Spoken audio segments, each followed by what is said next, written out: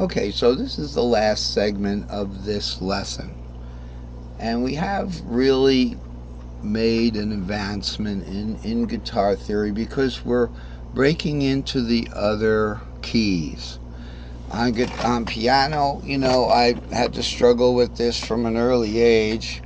So you got the key of C, add one sharp to that, and you got the key of G. All right.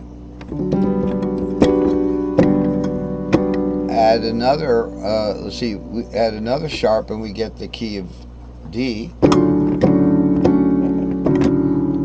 Okay. Expand that out. Add another sharp, and we get the key of A. Expand that out. Add one other sharp, we get the key of E. Expand the E out. Add another sharp, and we get the key of B.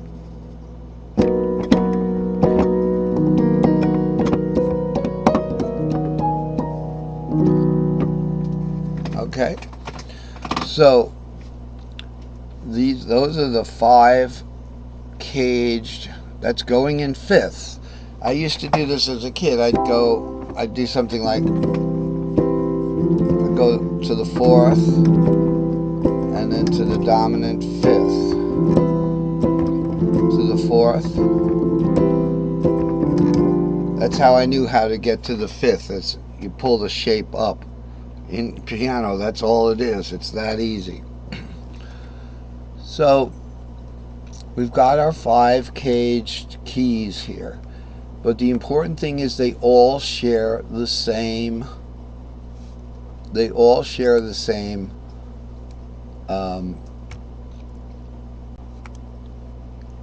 caged modal shapes. They not modal shapes. They all share the same cage shapes.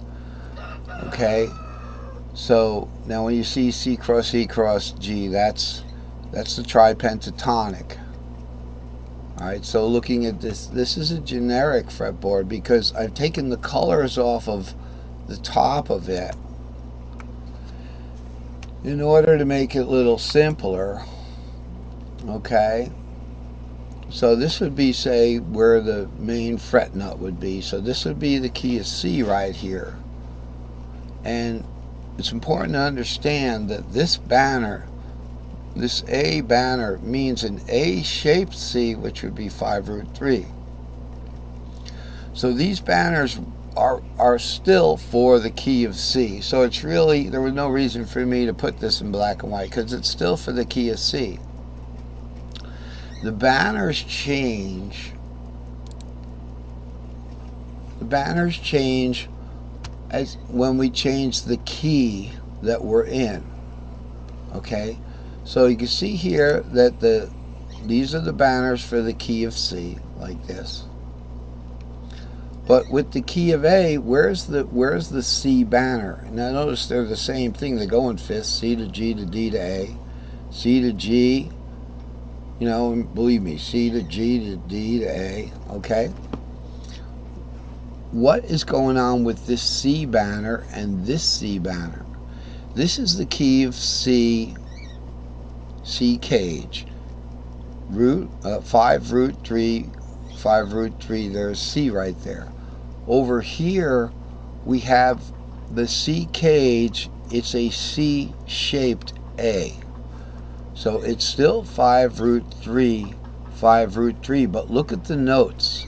In the key of C, it's G, it's G, C, E, G, C, E. In the key of A, it's E, A, C sharp, E, A, C sharp.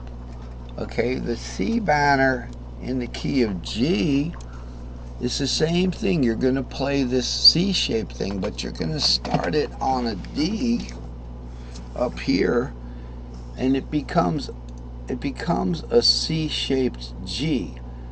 So it would be the 5√3, but the 5th of C is D, so it's D, G, E, B, D, G, B.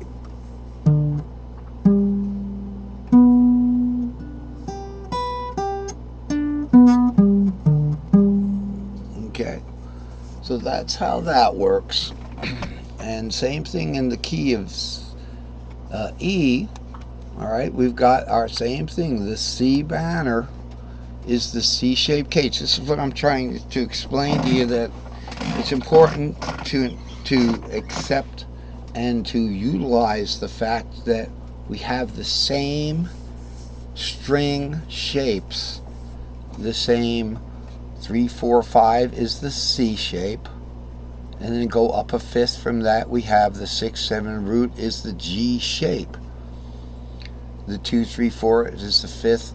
The fifth of G is the D shape string. 2, 3, 4. The fifth of D is A, which is the A shaped string, which is just 5, 6. The fifth of A is E, which is the 7 root 2 string. And the fifth of E is B, but we augment it to get to the C-shaped string again. So it's important to understand that no matter what the key is, once you align the boxes, you've got the same string shapes. Okay, that's very important to understand, so you can utilize the same string shapes no matter what. It's almost like the patterns. The string shapes are the patterns. So the S3L, let's say I start on a G, the S3L, the bottom part of an S3L is a 2, so G would be the second of F. So this would be like in F. Okay, that would be a Dorian.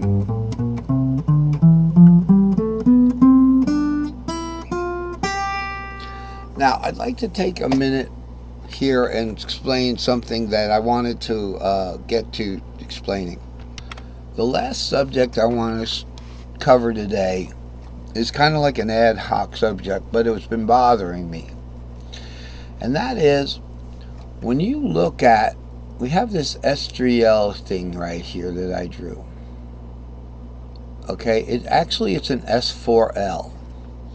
And what it is you can just, it's a whole step, half step, a half step, whole step, half step, whole step, whole step, half step, whole step, half step.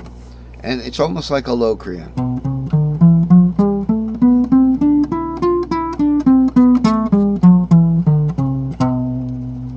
It is a Locrian.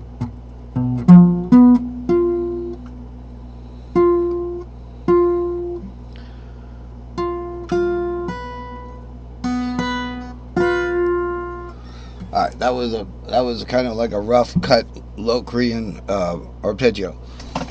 But what I wanted to address is when you're trying to pick up on a tune and you want to find out where you are. How do you find out where you are? Because the 7 root 2 string shape, which is your E string shape, is the same kind of interval relationship with the C, and the G string shape, whole step, half step, is the same interval relationship with the D. So what are we going to do about that? Well, method 1 is just play along, play around a little bit till you get it. When you're transitioning from the top of an S3L, you're going to the bottom of an S2L, so it's going to be the same mirror image. Okay, but if you don't want to kind of play it until it fits, how do you tell where you are if you're on a 7 or a 3? Because you can see the similarities here. And I would give you advice just to play it a little bit and experiment until you find out if you're on a E or a C or a G or a D string fragment. Hey, thanks for listening. We're going to close to the lesson today. Within the next few days, we'll be doing the Facebook group admissions things. And thank you for watching. And